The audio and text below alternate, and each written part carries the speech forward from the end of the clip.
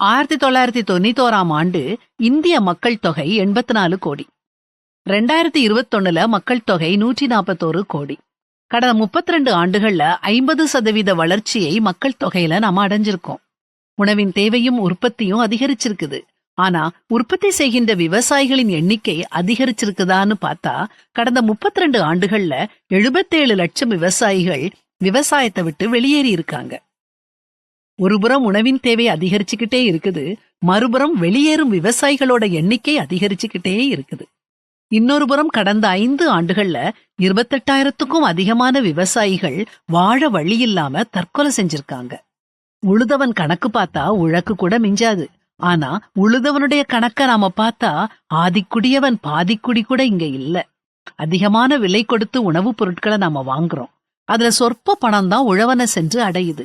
கேட்கின்ற விலைக்கு கொடுக்க முடியாத நிலைக்கு அவன் தள்ளப்படும் போது, விரக்தியில விளைவித்த பொருட்களை வீதியில கொட்டும் போது அழுகையும் கண்ணீரும் கோபமும் என அவன் நெஞ்சு என்ன பாடுபட்டிருக்கும். உணவுக்காக வேட்டையாடி திரிந்த நம்மை நதிக்கரைகள்ல அமர்த்தி நாகரிகத்தை கற்றுக் கொடுத்தவன் அரை நிர்வாணமாக தலைநகர்ல நின்றப்போ மானம் இழந்தது நம் மனித குலம்தான்.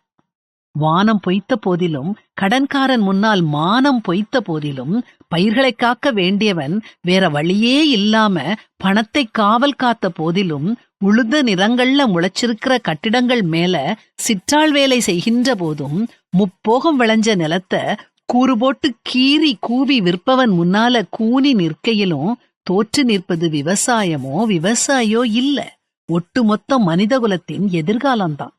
விவசாயிகளை காக்க வேண்டியது அரசின் கடமை மட்டும் அல்ல, நம்முடைய அடிப்படை கடமை. வறுமையின் உச்சத்திலும் எலிக்கரியை தின்றவன் ஒரு நாளும் விதை நெல்ல தின்றதே இல்ல.